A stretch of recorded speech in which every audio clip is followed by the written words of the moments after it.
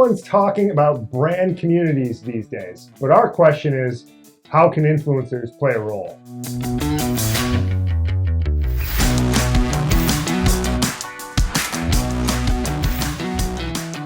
Hey, welcome to the Influencer Marketing Show. I'm Joel. I'm Brad. We are coming to you hot and heavy from Detroit. The sun is shining. All is right in the world. Well, it's not, but we're going to pretend it is for these next few minutes. All right, question. I just didn't know we were coming in hot and heavy. We are coming in I'm excited about that. hot and heavy. Let's go. I am compensating for a mild illness. All right. Community marketing.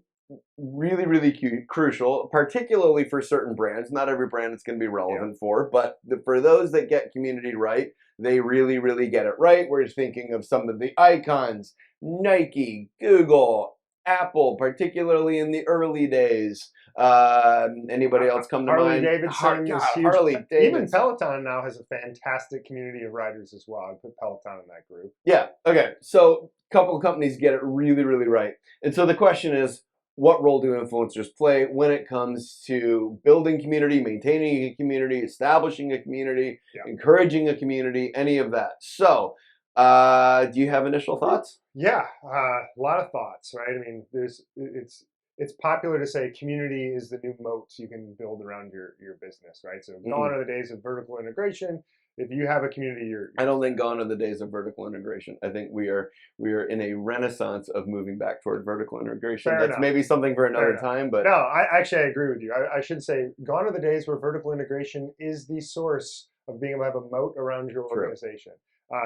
It's still a great way to do it, just not the way to do it. Community is another moat. So you have a double moat around your business. Oof, that's popular. But going back to the question at hand, which is, how do influencers play a role in community? I think if you're a new brand, I think having an influencer be part of the company from day one is a fantastic way to do that, because the creators already have, for these purposes, I'm using influencer and creator interchangeably. As we always do. The creators, they have an existing audience that really cares about them. So when you can part the curtain and be able to show, oh, the influencer is actually really passionate about this brand because they're part of the brand, right? Then that immediately draws in the audience to really care about it. So one of the influencers we do a lot of work with, Matt Carricker of Demolition Ranch, Off the Ranch, Vet Ranch, he has a company, happens to be a t-shirt and merch store called Bunker Branding,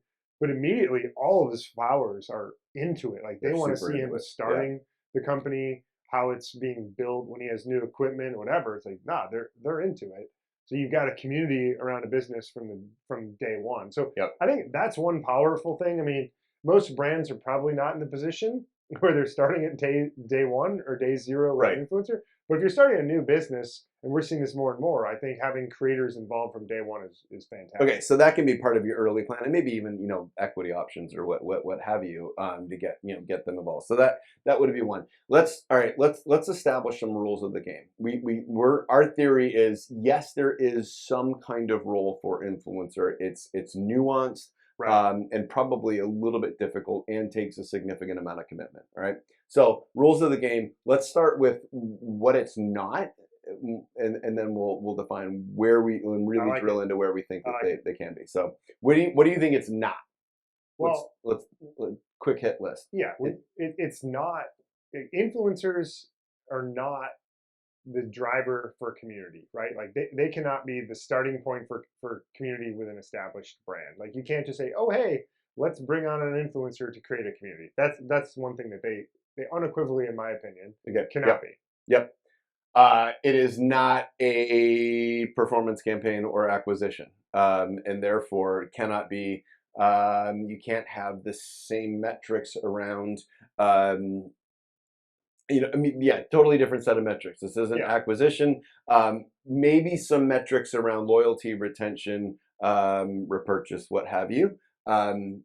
Returning customer, maybe measure it along that, but even there, like that starts to get very dangerous, because I would say involving influencers in any kind of community has to be a much longer term play, and you run a huge risk of coming across as opportunistic in their use of a creator when bringing them into your community or wanting to amplify your community, whatever your goals are. You run a huge risk of just seeing callow and optimistic that this wasn't real, because for a community, like, the name of the game is authenticity. And while that's true of influencer as a whole, I would say that's far, far, far more true. And like, and many times the best thing a brand can do is just get the hell out of the way, and not screw it up, right? That's true across the board with influencer marketing, right? But it is especially true here. Well, Yeah. you said the metrics and the and how you measure has to be very different, and I think similarly the approach fundamentally has to be different, right? So often with influencer marketing, the creators advocating for the brand, encouraging some call to action to check out the website or make a purchase. And I think when it comes to building community, you fundamentally need to take a longer term approach, like you said. Yep. But tactically, that means you need to be able to find ways to encourage the creator's audience to participate in the community. And for that to happen, the creator has to be part of the community already. Right. It has to be invested. So, all right, if you're sitting in a conference room with your marketing team and the conversation goes something like this: we need better community. I agree. Let's bring in influencers to build a community. I agree. That's going to fail. Yeah. It will absolutely fail because you don't have a community to bring them into. They haven't part of it. Like, this is the thing. Like, community is downstream of doing other things well. A community around your product is because you figured out something else. You figured out product market fit. You are catering to customer needs. You have built a brand you built a product that people want to identify with, and then your customers are actually defining what the brand is. That all of that stuff happens organically. You cannot do that. You can't buy community. You earn community, and I really fundamentally believe that. And like, the companies that think that they can buy community, it will be seen through, and they're not going to. So I would say rule of influencers and community: influencers can only amplify; they never can create. This cannot be your starting place.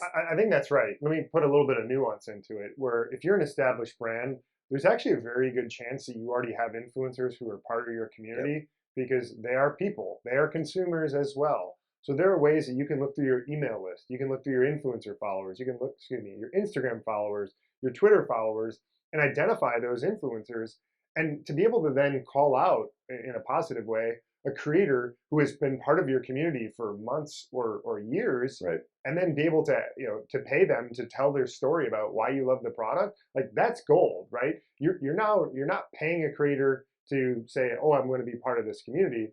They're already part of the community, and you're just telling that story, right? So it's almost more of like a PR for influencers in terms of how they're already part of the existing community.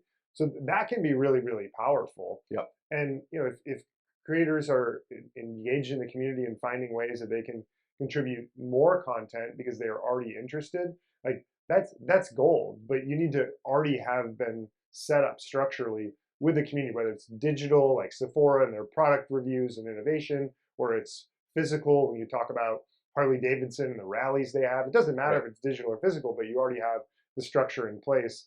Then creators can come in and pour some gasoline on the fire, and it's really strong. But they cannot just start it. Just start, absolutely.